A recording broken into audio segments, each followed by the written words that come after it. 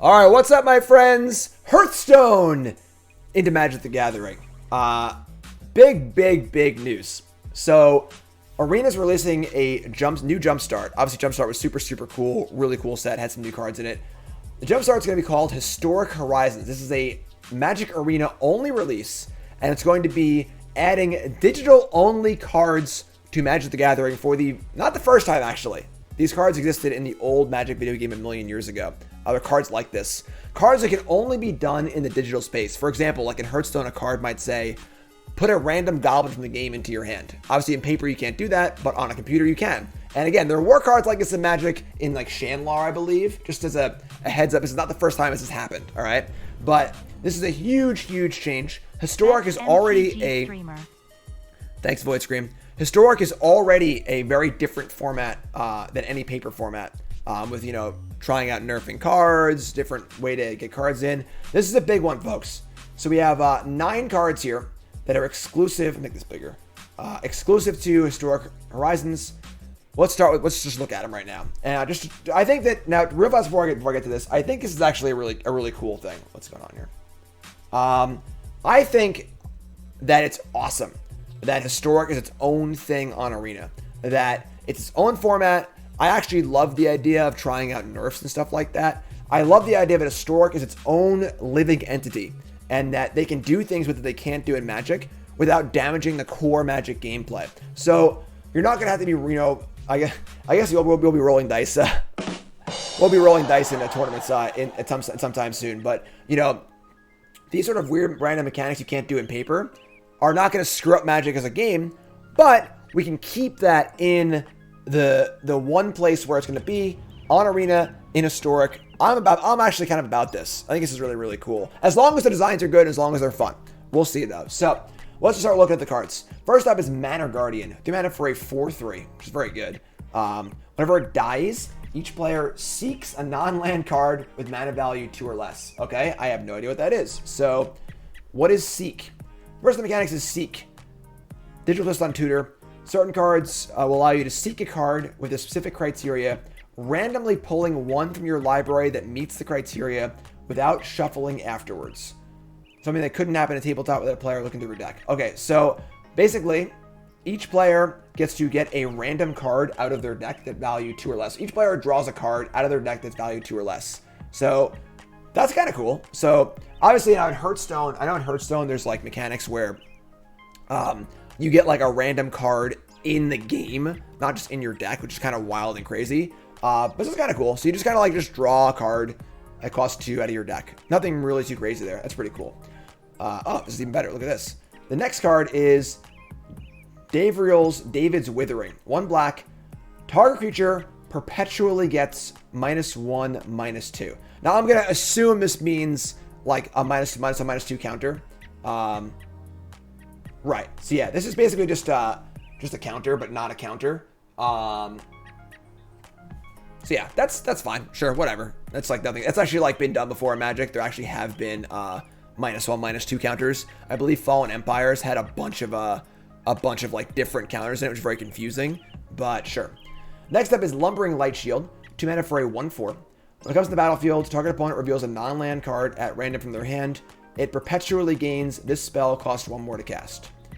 So sort of like an Elite Spellbinder that is at random. I mean, this could be done in paper, right? Like, I guess a non-land card could be done in paper. So you need to reveal your whole hand and show the non-land cards. Okay, sure. So basically, this is very similar to Elite Spellbinder, just done in a way you couldn't really do in paper, where you need to reveal the entire hand to know what cards were non-land, then randomly choose a non-land card. So kind of cool.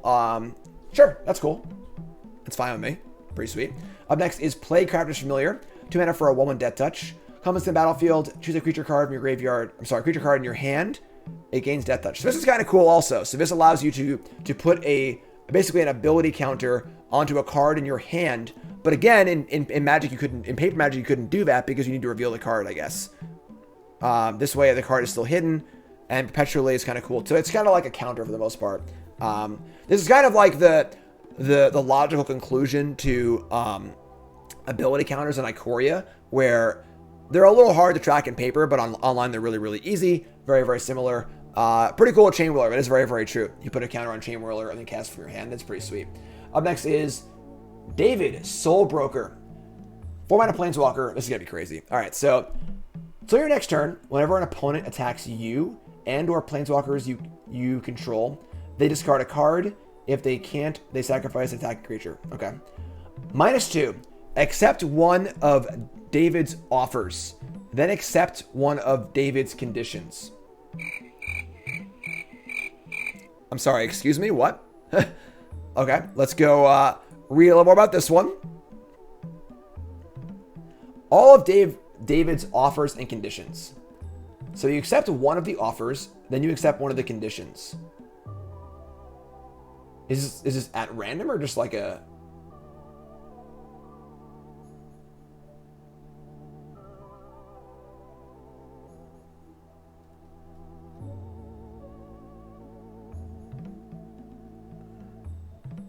Okay, so it's random. It shows you 3 from each list.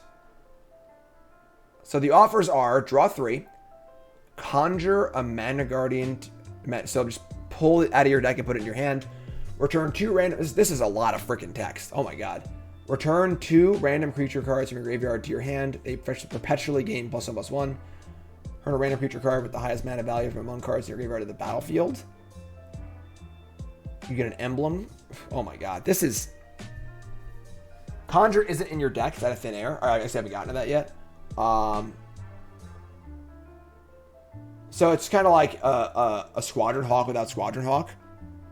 Okay. This is a little much for me. This is a little much. I've been very cool with everything up to this point. But this one is pretty weird. +2, draw get an emblem. This is like weren't double face cards enough? Like as far as like wordiness, this is insane. Lose 6 life. Exile 2 cards from your hand. If you were 3 cards, exile each opponent. Draw a card difference. Sacrifice 2 permanents.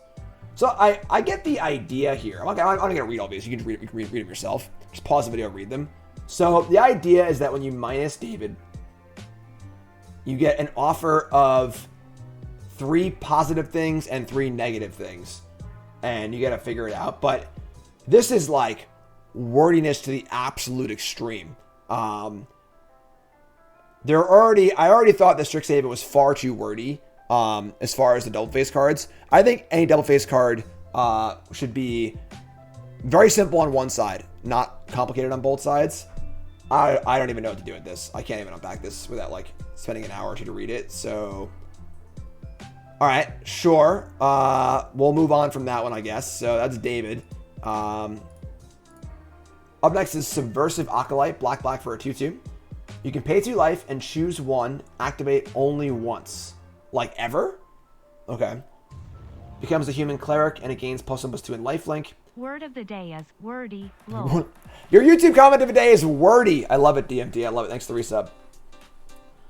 So it's either a 3/4 lifelink or a 5/5 trample whenever it's still damage. So it's a Phyrexian Negator or a 3/4 lifelinker. Sure, this is fine. I don't have a problem with this. Just like the things like this where like they're hard to track in paper, but they're like pretty reasonable. It's totally cool. Man, it's a pretty cool card. Ranger Captain of Eos, sure, we know that card. Return to the ranks, cool. Stormfront. Available only with the Conjure mechanic. Ponder and Tropical Island. This is similar to the card in Modern Horizons 2 that makes like a Black Lotus token. I guess this will make a Tropical Island token or whatever. Okay. So you can't put Tropical Island in your deck, but like there might be cards that make a Tropical Island. Okay, that is something else. That is something.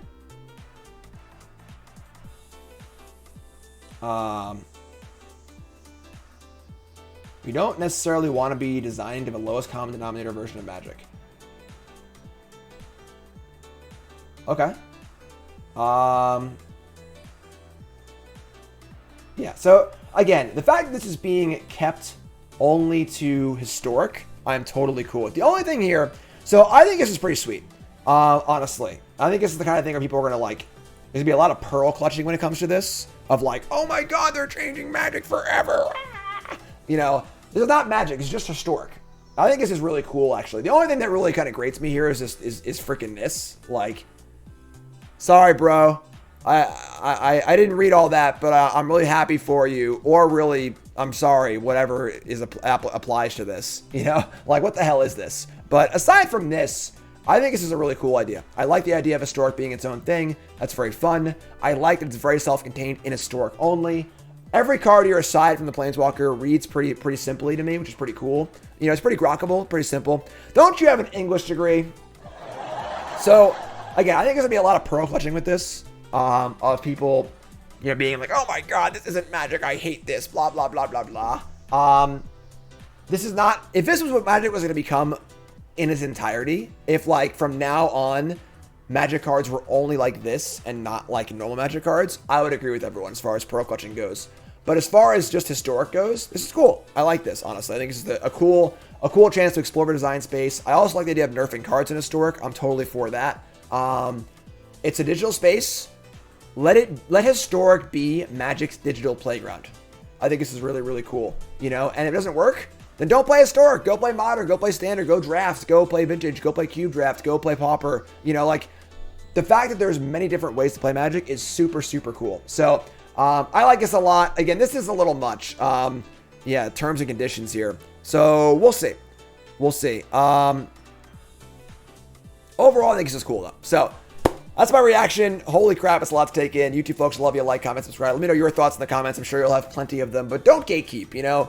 Don't be careful with the pearl clutching. Be careful with the gatekeeping. You can have an opinion about Historic, but this isn't really affecting Magic as a whole beyond Historic. So let me know what you think. YouTube folks, love you. Like, comment, subscribe. Whoo boy. Whew.